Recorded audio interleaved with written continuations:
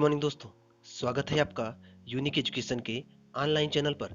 इस वीडियो में हम आपको विज्ञान प्रौद्योगिकी से संबंधित कुछ महत्वपूर्ण क्वेश्चन जो पेपर में आते रहते हैं उनके बारे में आपको बताएंगे। तो चलिए देख लेते हैं। और एक बात आपको बता दें कि हमारी तरफ से पूरा ध्यान दिया जाता है कि आपको जो जानकारी दी जा रही है वो गलत ना हो। फिर भी अगर किसी गलती की वजह से, किसी मिस्टेक की वजह से अगर कोई गलती हो जाती है तो उसे कमेंट बॉक्स में पिन कर दिया जाता है। आप वहां जाकर उस गलती को सुधार सकते हो। अगर आपको कहीं कोई डाउट रहे तो आप कमेंट बॉक्स चेक करके उस डाउट को सुधार सकते हो। अगर कभी ऐसी गलती हो जाती है तो वो उसे कमेंट बॉक्स में सुधार के लिख दिया जाता है, तो आप वहां जाकर देख सकते हो। चलिए, यहाँ पर विज्ञान प्रौद्योगिकी साइंस टेक्नोलॉजी से जो क्वेश्चन करंट अफेयर के रूप में पेपर में आते हैं, चाहे जो पेपर हो, यूपीपी, यूपीपीसीएस, आरओ, यूपीएसआई, कोई भी पेपर हो, यहाँ पर से क्वेश्चन हर पेपर में आते हैं। खास करके रेलवे एग्जाम में तो यहाँ से क्वेश्चन बहुत आते हैं। चलिए देख लेते हैं क्या साल भर करंट अफेयर साइंस के क्षेत्र में चर्चा में रहा। तो चलिए देख लेते हैं कुछ महत्वपूर्ण क्वेश्चन। अंतरराष्ट्रीय सौर गठबंधन का प्रथम विश्व शिखर सम्मेलन का आयोजन कब किया गया था? तो ये किया गया था 8 सितंबर 2020 को। अगला, यूएई का पहला जो मंगल मिशन लॉन्च किया गया है, यूनाइटेड अरब अमीरात, संयुक्त अरब अमीरात का जो पहला मंगल मिशन लॉन्च किया गया है, ये किस नाम से लॉन्च किया गया है? इसका नाम है प्रोब होप। होप प्रोब या प्रोब होप के नाम से यूएई ने मंगल मिशन लॉन्च किया है। और दूसरी बात, यह किस देश के सहयोग से लॉन्च किया है? किस देश ने इसका मिशन लॉन्च किया है? तो ये जापान ने इसका मिशन लॉन्च किया है। इन्होंने खुद नहीं लॉन्च किया है, जापान के सहयोग से लॉन्च करवाया है। और नाम क्या रखा है? Probe hope. इंपॉर्टेंट है नाम, याद रखिए। ये देखिए, यही है होप प्रोब या प्रोब होप कह सकते हैं आप। यूएई का है, लेकिन लॉन्च कौन किया है? जापान ने किया है। तो इंपॉर्टेंट है। दूसरी बात, ये मंगल मिशन है, मतलब मंगल का चक्कर लगाने जा रहा है। तो याद रखिएगा, भारत का भी मंगल मिशन लॉन्च हुआ था 2013 में, आप जानते होंगे। चलिए अगला देखते हैं। अगला है, केंद्रीय अभियांत्रिकी अनुसंधान संस्थान द्वारा विकसित विश्व का सबसे बड़ा सौर वृक्ष, सोलर प्लेटों का वृक्ष बनाया गया है। कहाँ स्थापित किया गया है? यह दुर्गापुर, पश्चिम बंगाल के दुर्गापुर में स्थापित किया गया है। एक सोलर पेड़ की जैसा बनाया गया है, उसमें सोलर प्लेटें ऐसे लगाई गई हैं। तो ये विश्व का माना जा रहा है, विश्व का सबसे बड़ा है। तो वही कहाँ बनाया गया है? ये दुर्गापुर में है। दुर्गापुर कहाँ है? पश्चिम बंगाल। ये देखिए, यही है वो सोलर वृक्ष जिसकी चर्चा अभी हाल ही में है। तो ये विश्व का सबसे बड़ा सौर वृक्ष माना जा रहा है। तो इंपॉर्टेंट है, थोड़ा इसको याद रखिएगा कहाँ पर है। तो ये पश्चिम बंगाल में है, इसको आप ध्यान रखिएगा। अगला देखते हैं, PSLV polar satellite launch vehicle के 50 उड़ान में से कितने उपग्रह स्थापित किए गए हैं? दरअसल ये 50वीं उड़ान थी इस बार। जब ये पीएसएलवी 50वीं उड़ान भरा था तो इसने कुल कितने उपग्रह लॉन्च किए थे? तो इसने कुल 9 उपग्रह लॉन्च किए थे। और ये इस 50वीं उड़ान में किन देशों के उपग्रहों को इसने शामिल किया था? तो इजराइल का उपग्रह था, इटली का था, जापान का था, अमेरिका का था, प्लस भारत का भी था। कुल 9 उपग्रह ये लेके गया था और इसकी 50वीं उड़ान थी। तो इंपॉर्टेंट है, याद रखिएगा किसका? पीएसएलवी का। ये देखिए, यही है पीएसएलवी, इसी की 50वीं उड़ान थी और ये इसी के द्वारा कुल 9 उपग्रह लॉन्च किए गए हैं। भारत और अन्य देशों के उपग्रह इसमें। चलिए अगला देखते हैं। अगला है, बहुत इंपॉर्टेंट है, 107वीं भारतीय विज्ञान कांग्रेस का आयोजन कहाँ किया गया? ये कर्नाटक के बेंगलुरु में किया गया है। काफी इंपॉर्टेंट है, याद रखिएगा। अगला देखते हैं, भारतीय विज्ञान कांग्रेस की थीम क्या थी इस बार? जो इस बार 107वीं विज्ञान, पहली बात तो आप याद रखिएगा किस क्रम का है, किस नंबर का है। तो 107वां है और कहाँ हुआ? बेंगलुरु में। 106वां कहाँ हुआ था? पंजाब में हुआ था। वो भी इंपॉर्टेंट है, याद रखिएगा। अब इसमें अगला है कि यह जो भारतीय विज्ञान कांग्रेस आयोजित हुआ था 107वां इस बार, इसकी थीम क्या थी? तो इसकी थीम थी विज्ञान प्रौद्योगिकी एवं ग्रामीण विकास। यह इस बार की थीम थी। तो इंपॉर्टेंट है, थीम भी पूछ लेता है और पूछ लेता है कहाँ कहाँ हुआ था। तो दोनों चीजें इंपॉर्टेंट है, याद रखिएगा आप। चलिए अगला देखते हैं। अगला है, राष्ट्रपति रामनाथ कोविंद ने लैंगिक असमानता को दूर करने के लिए कौन सी योजना शुरू की है? तो ये शुरू किए हैं विज्ञान ज्योति योजना। लैंगिक असमानता मतलब लड़की लड़कियों में जो भेदभाव है, इस असमानता को दूर करने के लिए विज्ञान ज्योति योजना राष्ट्रपति रामनाथ कोविंद ने शुरू किया है। तो ये देखिए, उसी योजना का एक स्लोगन है, स्टेम के क्षेत्र में लड़कियों को बढ़ावा देगा यह केंद्र, और इसी के तहत उन्होंने शुरू किया था। इंपॉर्टेंट है, ध्यान रखिए। अगला देखते हैं, कोरोना वायरस के 2-3 क्वेश्चन है। कोरोना वायरस में पहली मृत्यु कहाँ हुई थी? तो ये कर्नाटक में हुई थी। कोरोना वायरस का पहला केस भारत में कहाँ आया था? तो केरल में आया था। दोनों इंपॉर्टेंट है, याद रखिएगा। अगला देखते हैं, कोरोना वायरस की पहली वैक्सीन जो पेटेंट कराई गई है, किस देश ने कराया है? रूस ने कराया है। जो रूस की वैक्सीन पेटेंट कराई गई उसका नाम क्या है? उसका नाम है स्पुतनिक 5। इंपॉर्टेंट है, याद रखिएगा, यह नाम बहुत इंपॉर्टेंट है। ये देखिए, यही है स्पुतनिक 5। इसी को रूस ने पेटेंट कराया है कोरोना वायरस के वैक्सीन के रूप में। तो पहली बार किसी देश ने करवाया है, अभी तक किसी देश ने नहीं करवाया था, तो इसलिए यह नाम इंपॉर्टेंट है, याद रखिए। चलिए अगला देखते हैं। अगला है चंद्रयान 2 मिशन कहाँ से लॉन्च किया गया था? तो ये किया गया था आंध्र प्रदेश के श्रीहरिकोटा से। इंपॉर्टेंट है, याद रखिएगा। चंद्रयान 2 मिशन किस रॉकेट के द्वारा लॉन्च किया गया था? उस रॉकेट का नाम था GSLV Mark 3 M1। ये एक बार पेपर में आ भी चुका है, इंपॉर्टेंट है, याद रखिएगा। GSLV Mark 3 M1 बहुत इंपॉर्टेंट है, इसको याद रखिएगा आप। ये देखिए, यही है GSLV Mark 3 M1, इसी के द्वारा लॉन्च किया गया था। चलिए अगला देखते हैं। अगला है चंद्रयान 2 में लैंडर और रोवर का नाम क्या था? तो लैंडर का नाम विक्रम था और रोवर का नाम प्रज्ञान था। इंपॉर्टेंट है, नाम याद रखिएगा। लैंडर का नाम विक्रम था और रोवर का नाम प्रज्ञान था। दोनों चीजें इंपॉर्टेंट है, ध्यान रखिए। ये देखिए, लैंडर और रोवर, ये दोनों का इमेज है यहाँ पर। यही लॉन्च किया गया था चंद्रयान 2 के द्वारा।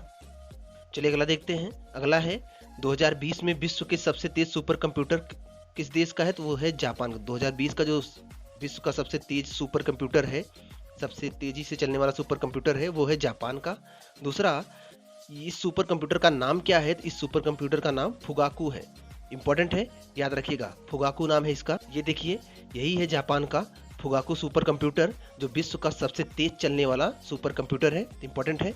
ले अगला देख लेते हैं। अगला है भारत के सुपर कंप्यूटर का नाम क्या है? जो भारत का सुपर कंप्यूटर है वो है प्रत्यूष। यह भारत का सबसे तेज सुपर कंप्यूटर है। जो विश्व का सबसे तेज है उसका नाम फुगाकू है, वो जापान ने उसको बनाया है। जो भारत में सबसे तेज चलता है उसका नाम प्रत्यूष है। ये देखिए, ये भारत का सुपर कंप्यूटर प्रत्यूष है और जापान का क्या था? फुगाकू है। अगला देखते हैं। एक क्वेश्चन पर्यावरण के हिसाब से बहुत ही इंपॉर्टेंट है, क्योंकि भारत ने अपने आप को उससे मुक्त किया है। तो भारत ने ओजोन को हानि पहुंचाने वाला HCFC 141b को समाप्त कर दिया है। एक प्रकार का प्रदूषक है जो ओजोन परत को हानि पहुंचाता है। भारत ने अपने यहाँ से इसको समाप्त कर दिया है, तो काफी इंपॉर्टेंट है, ये याद रखिएगा। इस बार 2020 में 10 नई आर्द्र भूमियां शामिल की गई हैं रामसर साइट में।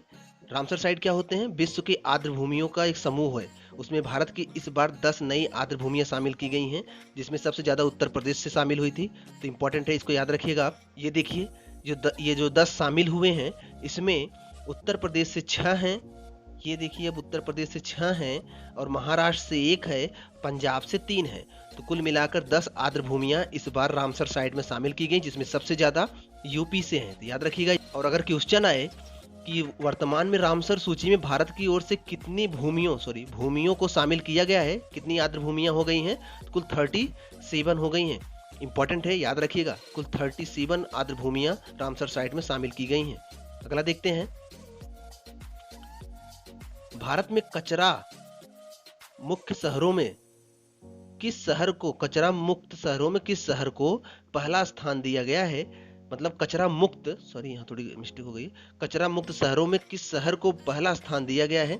5 स्टार रेटिंग दी गई है, तो वो है अंबिकापुर। छत्तीसगढ़ का अंबिकापुर जो है, उसे कचरा मुक्त शहरों में पहला स्थान दिया गया है।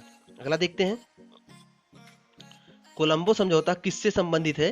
तो ये जो कोलंबो समझौता है, नाइट्रोजन आधारित कचरे के उत्पादन को आधा करने से संबंधित है। तो कभी कभी पूछ लेता है ये समझौता किससे संबंधित है, तो ये कोलंबो समझौता नाइट्रोजन आधारित जो कचरा होता है उसके उत्पादन को आधा करने से संबंधित है। अगला, नाइट्रोजन कचरे को आधा करने का जो लक्ष्य है वो कब तक का है? 2030 तक का है। पहली बात तो कोलंबो समझौता किससे संबंधित है? नाइट्रोजन आधारित कचरे को आधा करने से।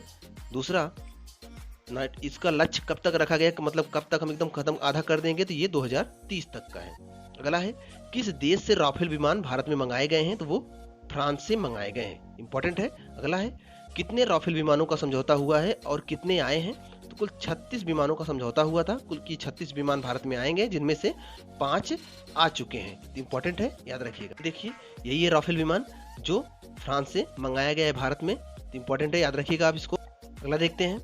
अगला है, 11वें डिफेंस एक्सपो 2020 का आयोजन कहाँ किया गया? तो ये लखनऊ में किया गया। काफी इंपॉर्टेंट है, खास करके यूपी के लिए।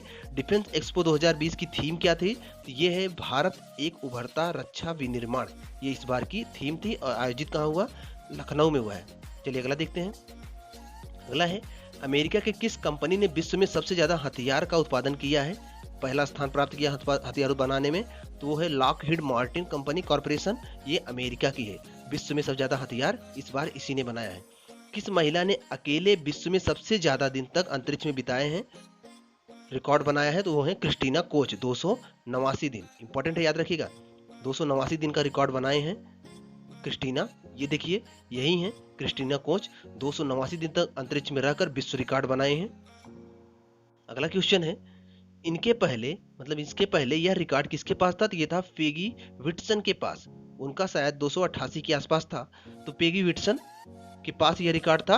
अब उनका रिकॉर्ड तोड़कर क्रिस्टीना कोच ने 289 दिन रहकर विश्व में सबसे ज्यादा दिनों तक अंतरिक्ष में रहने का रिकॉर्ड बनाया है। तो इंपॉर्टेंट है, याद रखिएगा। ये देखिए, ये है पेगी विटसन। ये इस समय दूसरे नंबर पे चली गई हैं, जबकि इसके पहले ये पहले नंबर पे थी, वर्तमान में दूसरे नंबर पे हैं, और वर्तमान में क्रिस्टीना कोच पहले नंबर पे है। इंपॉर्टेंट। अगला है, इंपॉर्टेंट है, ये बहुत इंपॉर्टेंट है। नासा ने पहली बार 2 महिलाओं को बिना किसी पुरुष के, मतलब अकेले महिलाएं ही भेजे हैं, को अंतरिक्ष में भेजा है। जिन 2 महिलाओं को, उनका नाम क्या है? उनका नाम है क्रिस्टीना कोच और जेसिका मीर। पहली बार, दरअसल अभी तक अंतरिक्ष में जो जाते थे, या तो पुरुष जाते थे, या तो महिलाओं के साथ पुरुष जाते थे, अकेले महिलाएं नहीं जाती थी। पहली बार 2 महिलाएं अकेले अंतरिक्ष में जा रही हैं, तो इसलिए इंपॉर्टेंट है नाम जानना। एक है क्रिस्टीना कोच और दूसरा है जेसिका मीर। इंपॉर्टेंट है, याद रखिएगा। चलिए अगला देखते हैं। अगला है, इसरो ने दूसरे लॉन्च पोर्ट की स्थापना कहाँ की है? तो ये है थूथुकुडी, तमिलनाडु में। तमिलनाडु के थूथुकुडी में दूसरा लॉन्च पोर्ट बनाया जा रहा है, जहां से मिसाइलें लॉन्च की जाएंगी, उपग्रह लॉन्च किए जाएंगे। तो इंपॉर्टेंट है, याद रखिएगा। वर्तमान में किस ग्रह के सबसे ज्यादा उपग्रह हैं?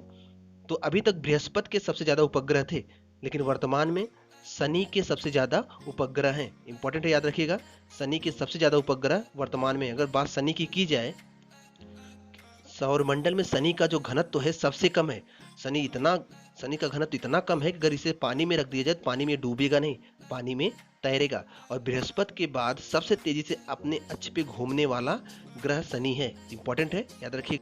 अगला देखते हैं। अगला है, रमन सैट 2 का प्रक्षेपण किसके द्वारा किया गया? तो नाम देखो, ये रमन प्रभाव, मतलब भारतीय वैज्ञानिक के नाम पे है रमन। तो इम्पॉर्टेंट है, क्योंकि इसको लोग अक्सर भारत ही समझ लेंगे कि भारत ने ही यह सैटेलाइट लॉन्च किया है, लेकिन यह नासा ने किया है। नासा ने, अमेरिका की कंपनी है, अमेरिका की अंतरिक्ष एजेंसी है, तो उसने लॉन्च किया है। तो इसलिए यह इंपॉर्टेंट है, याद रखना है।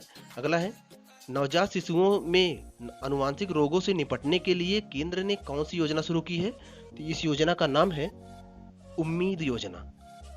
इंपॉर्टेंट है, याद रखिएगा, बहुत इंपॉर्टेंट है ये। चलिए अगला देखते हैं। अगला है, वर्तमान में भारत में कुल कितने बाघ हैं? तो 2967 बाघ हैं, जो विश्व में सबसे ज्यादा है। ये भी इंपॉर्टेंट है, याद रखिएगा। और बाघों की संख्या में कितने प्रतिशत वृद्धि हुई? तो ये हुआ है 33% की वृद्धि हुई है। और सर्वाधिक बाघ किस राज्य में है? तो सबसे ज्यादा बाघ वर्तमान में मध्य प्रदेश में है। बहुत इंपॉर्टेंट, तीनों चारों फैक्ट बहुत इंपॉर्टेंट है, याद रखिएगा। ये देखिए, यही है बाघ। वर्तमान में सबसे ज्यादा कहाँ है? एमपी में है। एमपी में सबसे ज्यादा जंगल है, आप वैसे भी याद कर सकते हो, जंगलों में बाघ रहते हैं। सबसे ज्यादा बाघ भी एमपी में, दूसरे स्थान पे कर्नाटक भी है। इंपॉर्टेंट है, याद रखिएगा। और कितने प्रतिशत वृद्धि हुई है? 33% की वृद्धि हुई है। चलिए अगला देखते हैं। अगला है, डीआरडीओ की 5 युवा वैज्ञानिक प्रयोगशाला राष्ट्र को समर्पित की गई हैं, और ये कहाँ पर हैं? तो ये बेंगलुरु में, मुंबई, चेन्नई, कोलकाता और हैदराबाद, इन 5 जगहों पर ये जो वैज्ञानिक प्रयोगशालाएं थी, ये राष्ट्र को समर्पित कर दिया प्रधानमंत्री मोदी ने। इंपॉर्टेंट है, याद रखिएगा। और लास्ट क्वेश्चन देखते हैं आज का। वायुसेना ने किस लड़ाकू विमान को रिटायर कर दिया है? तो ये है मिग-27। मिग-27 को वायुसेना ने रिटायर कर दिया है। तो इंपॉर्टेंट है, याद रखिएगा। ये कम से कम इसको तो आप याद रखिएगा, मिग-27 को वायुसेना ने रिटायर किया है। और वायुसेना में शामिल क्या हुआ है? राफेल शामिल हुआ है, ये भी आप याद रखिएगा। तो यहाँ पर 42 क्वेश्चन साइंस प्रौद्योगिकी के कंप्लीट होते हैं। अगले वीडियो में इसके आगे का साइंस का कुछ क्वेश्चन और लेकर आएंगे, तब तक आप पढ़ते रहिए। हाँ, और आपको बता दें, आपने पिछले वीडियो में कमेंट किया था कि पुरस्कारों की राशि बढ़ाई गई है, तो चलिए देख लेते हैं। वर्तमान में अर्जुन पुरस्कार में जो विजेता राशि 5 लाख थी, उसको बढ़ाकर 15 लाख कर दिया गया है। द्रोणाचार्य पुरस्कार में 5 लाख से बढ़ाकर 15 लाख कर दिया गया है। द्रोणाचार्य रेगुलर पुरस्कार में जो 5 लाख से बढ़ाकर इसे 10 लाख कर दिया गया है, एक लाइफ टाइम होता है, एक रेगुलर होता है। और ध्यानचंद पुरस्कार को भी 5 लाख से बढ़ाकर 10 लाख कर दिया गया है। तो इंपॉर्टेंट है, याद रखिएगा। आपको एक बार फिर से बता देते हैं, अगर कहीं भी वीडियो में कुछ गलती हो जाती है तो उसे कमेंट बॉक्स में पिन कर दिया जाता है, तो आप कमेंट बॉक्स एक बार जरूर चेक कर लिया करिए।